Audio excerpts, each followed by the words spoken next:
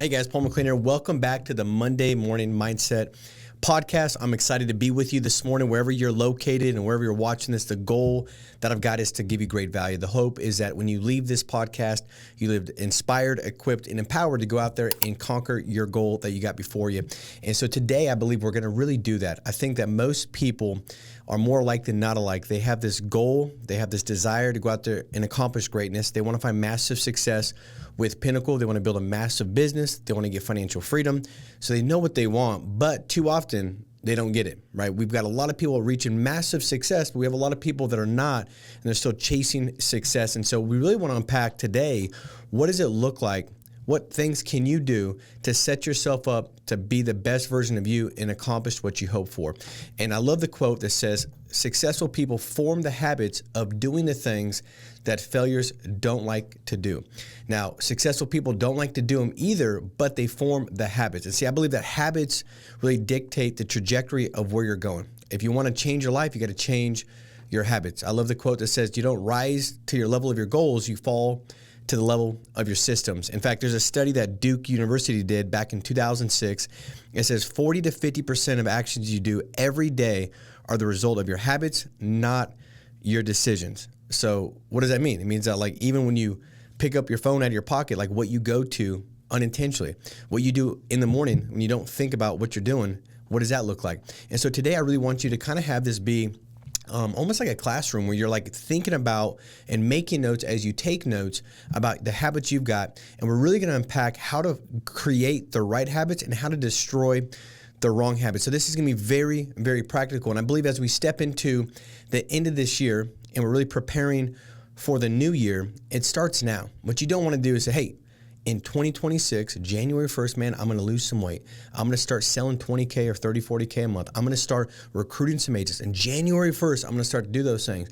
The problem with that is this. Once you get to January 1st, you've already got the negative results that have compounded by not doing it now that are showing up in January 1st. So now you've got more of a weight that you got to bust through to get to those right disciplines. And so you want to start now. If you want to start with a great 2026, it really is directly tied to how you end 2025.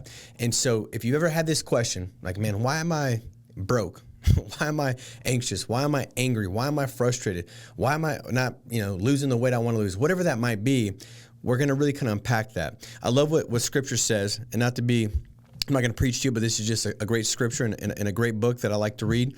But in scriptures, Romans 7:24, it says, I really don't understand myself. I want to do what is right. I want to stop procrastinating. I want to stop overspending. I want to stop being scared when it comes to investing in leads. I want to stop acting like I got to figure this, and that out before I actually take this step of doing the thing I need to do. I want to do what's right, but I can't. I want to do what is good, but I don't. I don't want to do what is wrong, but I do it anyway. And this sounds like probably for a lot of you sounds like me in most cases. And see right here, this is where the Apostle Paul is talking about like his intentions. And this is a guy that wrote most of the New Testament. He's saying like, man, I want to do what is right, but I continue to do what is wrong. And then he says, oh, what a miserable person I am. Who will free me from this life that is dominated by sin and death? So he looks to then he goes and looks to the source, but then he says, thanks be to God, the answer is in Jesus Christ, our Lord. And he's saying like, hey, Christ has given me the ability to overcome all these things. I need to not tie my identity to these bad disciplines and the struggle that I'm in. I got to tie it to the one that's freed me. And I believe that a lot of times, whatever discipline or habit that you've got locked down, it's only by understanding that, hey, you're not the discipline and habit. You can get free from that. Because a lot of times we'll just think like, man, I just can't, these clients just don't buy. I just can't find a good recruit. And when you start identifying yourself with the outcome that you're receiving, it makes it very difficult to break down or break through to the next level. And I've coached a lot of people and a lot of agents across the country for many, many years. And this is the biggest thing I believe that keeps people stuck from going out there and reaching their next goal. They know what to do, but they don't do it because they believe their past is going to equal their future, and therefore it does. And so when you look at Pinnacle, I know for a lot of you guys as you've joined, you've kind of started and you said, man, this is an opportunity to have financial freedom, right? You no longer have this 9-to-5 job. You've got finally maybe the shot that you were praying for that can go out there and lead to financial freedom. And the goal is, let's not miss the shot. Let's not miss the shot. Let's make sure we can capitalize on the shot. And the one thing I realized a while back, this is back in 2020, myself and my brother-in-law were like, hey, we're going to do some jiu-jitsu. Why? Because it was the only sport you could do. Everywhere else was closed down, but this gym was open. And what I realized was the hardest belt to get wasn't black belt. The hardest belt to get was a white belt, because most people didn't start, including me. I never did it. Went, orientation, sounds great, think it's a good idea, didn't do it. And so that's really the hardest belt to get, is the white belt, because it's a start. And I believe that's going to be for everybody else. The hardest thing to do is do the make your first phone call, recruit your first person, step into that new thing. And so why is that? Well, there's 3 reasons why most people don't succeed, and that's what we want to unpack. The first is this: most agents that are not succeeding, they focus on the what, and they do not focus on the how.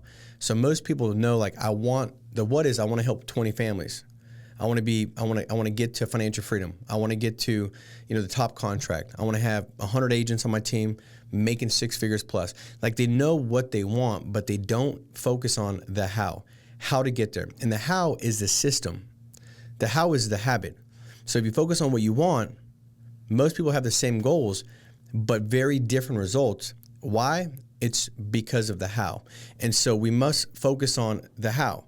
And see, if we miss the how, we're not going to be able to achieve the what. And see, goals don't determine success. Systems will determine the success. Again, you don't rise to the level of your goals, you will fall to the level of your systems. And so I'll give you some quick examples of what this looks like. So the successful person that's formed the habit of doing the things that lead to success, this is what it looks like. I'm going to give you quite a few, and this will be something that you can unpack. Like, this is the how. So what do? Well, they get to the office early enough to really kind of build this advantage where they start to look at themselves like, I deserve to help more families than anybody else today because I'm here first. So they get to the office early, right? Maybe they get to the office at 7 a.m. They listen to some podcasts. They get their mind right. They do some gratitude. They write out some affirmations. They visualize the day going the way they want it to go. And then they're ready to roll right at that time. They've already prepared. They've already planned. They've got the right amount of leads. They focused and thought about this the prior day. So when they step in, they've kind of got this confidence. Like, man, I've planned. I've prepared. I don't only just say I want to go out there and maybe, write or help 5 families today. I've done the preparation. I've laid the groundwork to actually show myself that that's what I want to do.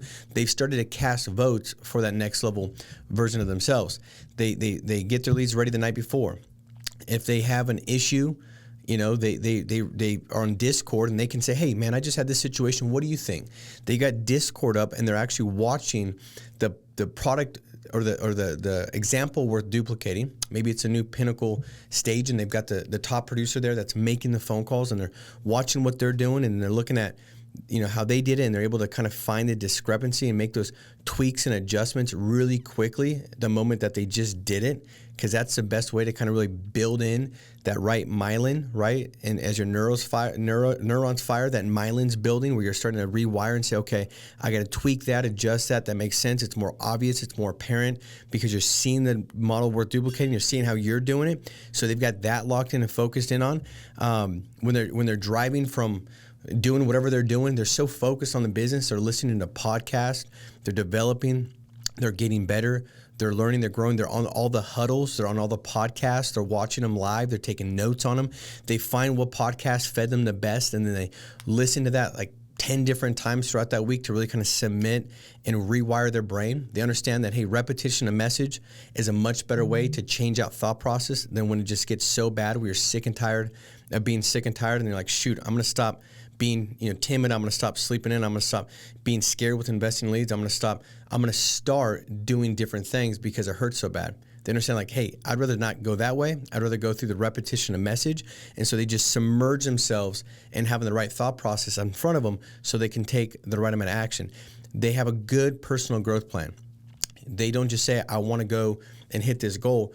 They do the things to develop their capacity and potential by building themselves up, by being exposed to higher thought processes because they're reading books, they're developing themselves through podcasts and different things like that. That's the first reason. The second reason is this. Most people fail because they don't see progress fast enough. So they give up while the process is going through. And how many know that the process just has to do what the process does? I love how it talks about, King David got anointed king, right, as a young boy, but he didn't become appointed king the next day. Why? He had a process to go through. And if he was appointed king right after he was anointed king, he wouldn't have gone through and built the right character to be able to actually withhold the weight of the crown. It would have crushed him. And I believe that that's the same thing. As new people come on board, we see so many people that find success. When I look at the leaderboards, there's so many people that will help 20, 30, 40 families a month that start recruiting and building a business. We've got quite a few agents that, in their first year, they've already got a group doing, 300,000, 400,000 a month in issue paid volume. Well, why is that? Why is that? Well, you don't know where they came from, what their background was. And so if it takes me 2 years, takes you 6 months, takes somebody else 4 years, what does it matter if the result is you get to a place of just financial abundance? Because you don't know what everybody else's starting point was, right? You don't know if you have to work things out. And I love watching people. I was in Tampa a couple weeks back, and there's an agent up there, and he was like, man, I hadn't sold for my first 60 days. I sold nothing. And I would have never known that because he was so good. He was talking about what he's done for his mom and the financial breakthrough. And it's like, but he didn't give up in those 60 days. So what happens is if you don't see progress fast enough, the ones that normally would be that success story, they never become that success story because they give up when the process is doing what the process needs to do. And so we wrongly conclude two things. One is this. We wrongly conclude that small, wise decisions, they don't matter that much. Like, it just doesn't matter that much. When I, get on every call and I take notes, it doesn't matter that much. If I just be consistent in investing in leads, it doesn't matter that much. I mean, it doesn't matter that much. If I call and get feedback and ask for some great help, get connected with some good mentors, it doesn't matter that much. They wrongly conclude that these small, little decisions done every day, it doesn't matter that much. The second thing that they wrongly conclude is that small, unwise decisions don't matter that much. So like, well, if I miss, if I don't invest in leads this week, it is what it is. It's just 1 week. If I don't go to the sales conference, there's another one. It doesn't matter that much. If I don't get to the office early tomorrow, it doesn't matter that much. So they wrongly conclude that it doesn't matter that much. These are the two big things that really mess people up, that really mess them up in a big way. See, small bad decisions, they rarely wreck your life at once, but over a period of time, they'll destroy your life because our life is a sum total of all these small decisions that we make. And so if you see somebody killing it, a lot of times what we'll do as we're going through the process that we have to go through to get to the desired outcome, and we see somebody just crushing it, we're like, man, look how great they are. They must have just overnight success. They just absolutely crushed it. And what we don't realize is that they've had countless hours of sacrifice, of studying, of reading, of developing. It just doesn't happen overnight. See, success doesn't happen in a day, but success happens daily. It's the daily wise decisions that you make. Can you get 1% better every single day?